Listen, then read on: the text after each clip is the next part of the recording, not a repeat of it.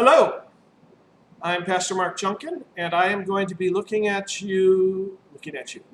you at Song of Songs or Song of Solomon. We're going to start, this will be the first part.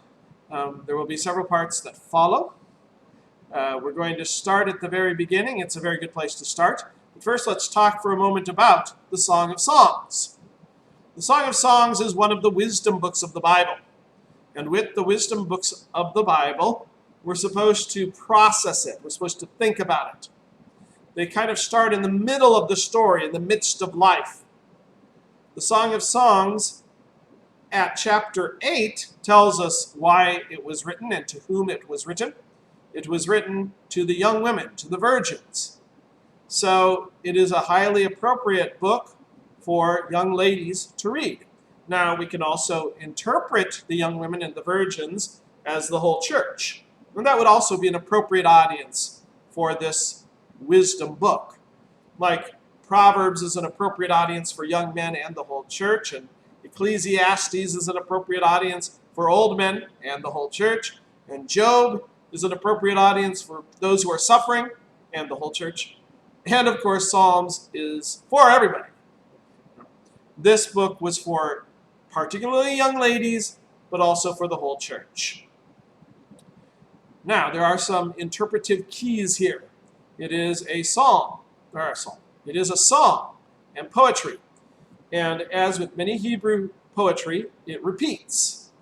And so probably the first 3 sections or so deal with a fiancé and his fiancée, moving from pursuit to consummation at the marriage and the wedding.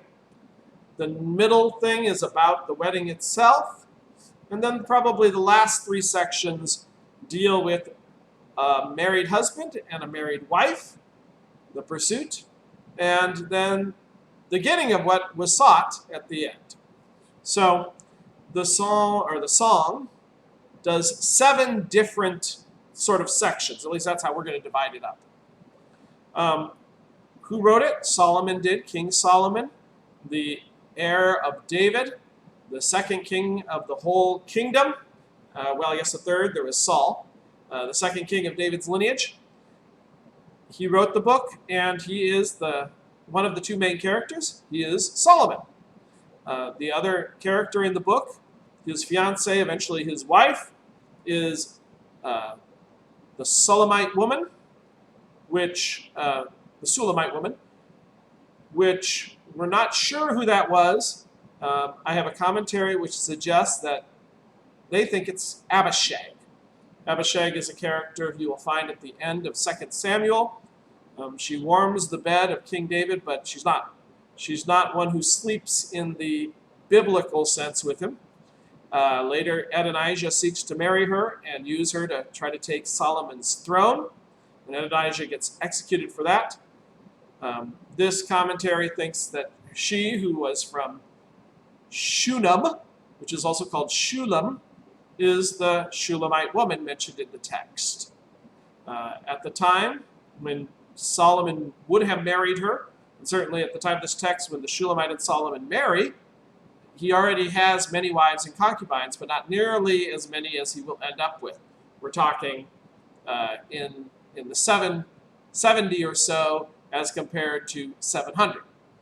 Okay, so it's early in Solomon's reign, and he has many wives who are there as treaty wives or concubines. There's treaty concubines.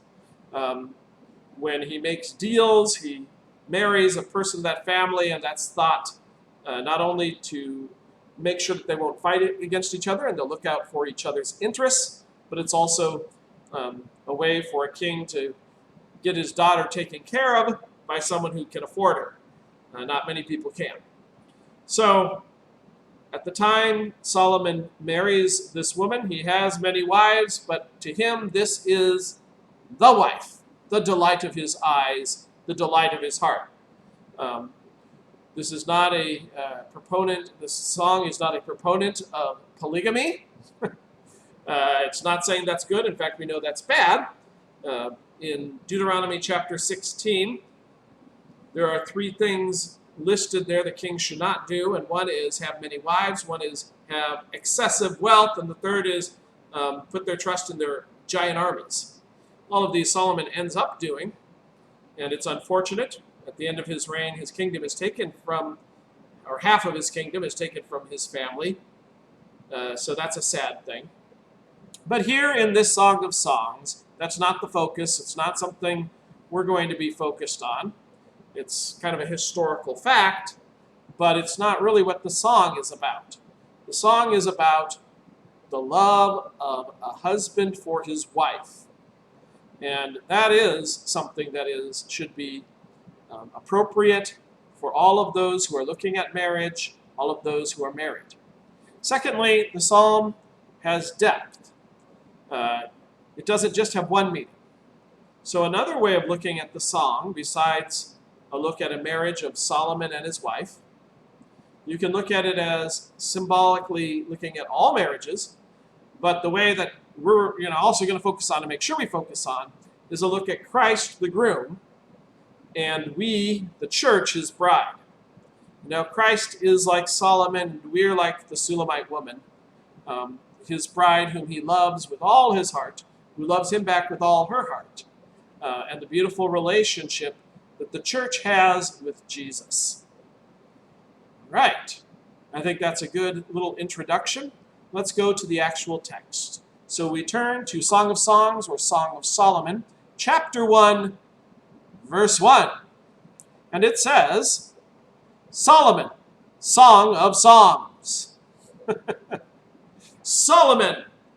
This is Solomon's ultimate song, Solomon's consummate song. This is a song which is beyond all songs. And really, as poetry, it's a beautiful piece of poetry. If I were better with Hebrew, I could maybe wax eloquent on that. I've read commentaries waxing eloquently on that thing. But from our perspective, just look at it as the great song. Okay? Let's go to verse 2. Let him kiss me with the kisses of his mouth, for your love is more delightful than wine. Let him kiss me with the kisses of his mouth.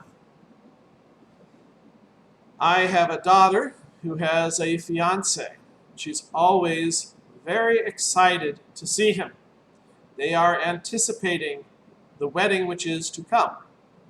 And yet, she waits in eager anticipation for that day when they get to be fully one person united by God as husband and wife. But for now, she still looks with eagerness and joy to the chance to kiss her fiancé. She looks for the chance to spend time with her fiancé. She enjoys his presence and delights in him. Even my second daughter, who does not have a boyfriend, certainly is not looking at a fiancé yet. She anticipates the future when she will have a fiancé. A man whom she can focus on and who can focus on her, who they can prioritize as second most important in their life after God. They can delight in being in the presence, not just because of words, but also because they're physically there with this wonderful person that they love. And I, as a married man, and my wife as a married woman, when I'm gone, often, she looks forward to my coming home, to my physical presence, to when I get home and I kiss her hello, and we're back once again in this joyous being it together, being one person in this relationship God has made. And that's where the psalm begins. It begins, let him kiss me with the kisses of his mouth. If he's kissing me with the kisses of his mouth, he's focused on me, he's with me, he's present, I and he are together. He's demonstrating to me that he loves me, and I'm demonstrating back to him that I love him. When we look at Christ and the church, we have this same beautiful relationship. We want Christ to be with us, to give to us the delight of his kisses, the delight of his presence, the reality that he has focused on us and made us a part of his life and a part of his heart, and that we are special to him. I recently was at a funeral service, and the pastor said that the man who had passed away took great delight in seeing his Lord come to him in body and blood and communion, in knowing that Jesus chose to be with him every time that sacrament was given. And his baptismal date was remembered, when Christ put his special kiss, if we want to use that image, upon his heart and upon his breast, showing that he was his beloved child. The church delights in the presence of Jesus in word and sacrament. The church wants him to be there, giving them his love, his attention, showering on them his blessings. And that's where the psalm begins. Both in our earthly marriages and in our heavenly marriage, we delight in the presence of this beloved gift, this person who is our husband. Or, if you're a man in the earthly marriage, the person who is your wife. It goes on, for your love is more delightful than wine. Pleasing is the fragrance of your perfume. Your name is like perfume poured out.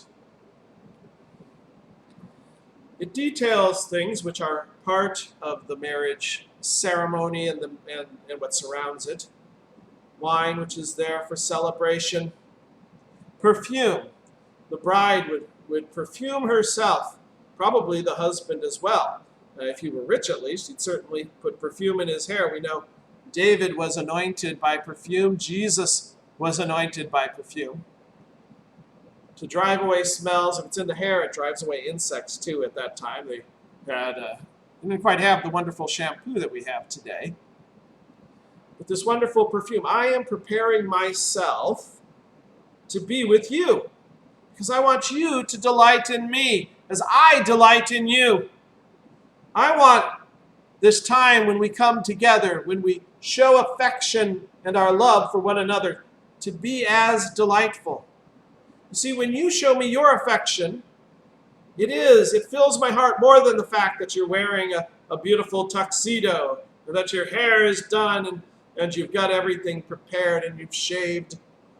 I didn't shave today. And you've shaved and you've gotten ready for coming together with me.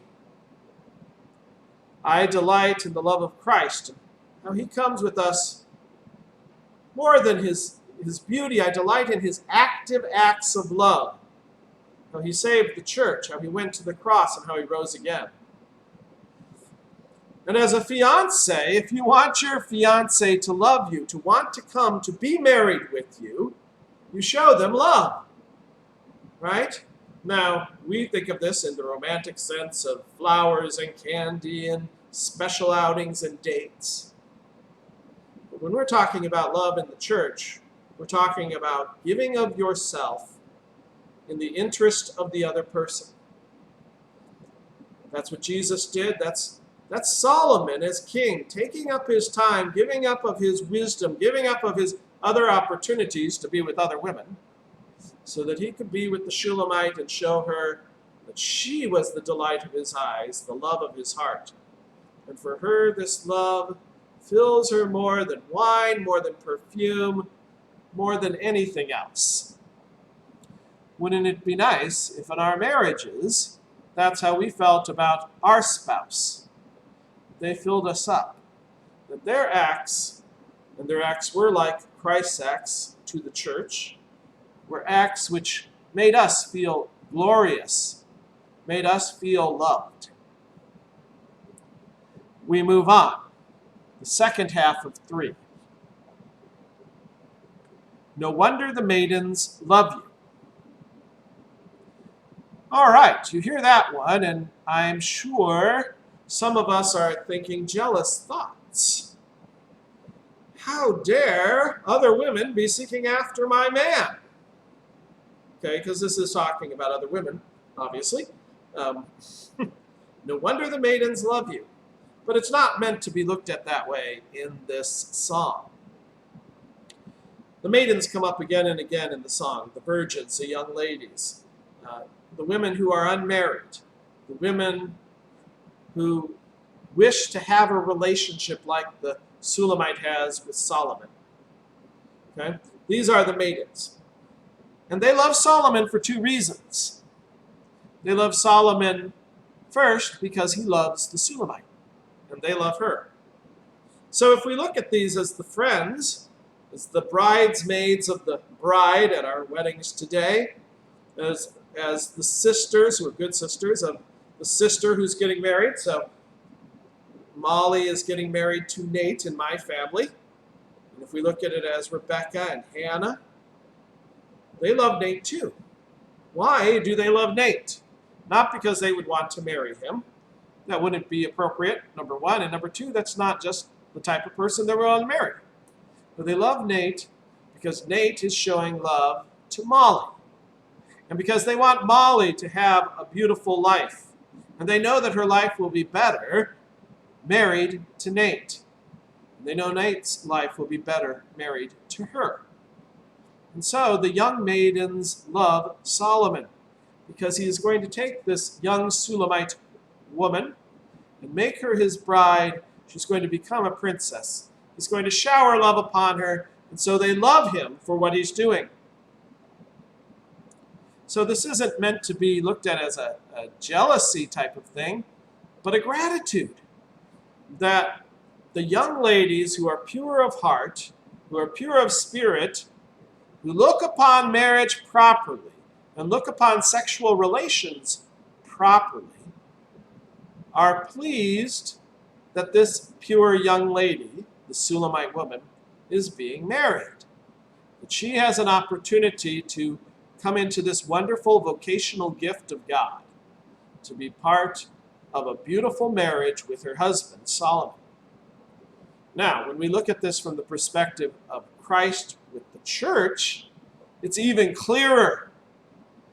As we, as the church, see Christ bring those into his family who did not know him, bring those who were lost in sin and had the weight of damnation waiting above them. When we look upon those people coming into that relationship, we delight. And no wonder we love Jesus. Jesus rescued my children. Jesus rescued my wife. Jesus rescued me.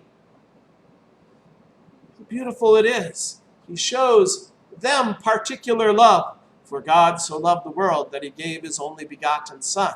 That whoever believes in him should not perish but have eternal life. I see that. I see what Jesus is doing. And I love him. And no wonder I do. Because he is the great servant, the sacrificial lamb. We're going to stop there for now. We will continue next time with the conclusion. Actually, I'm going to do just a touch more. No, yeah, we're right. We're going to continue next time with verse 5, chapter 1, verse 5.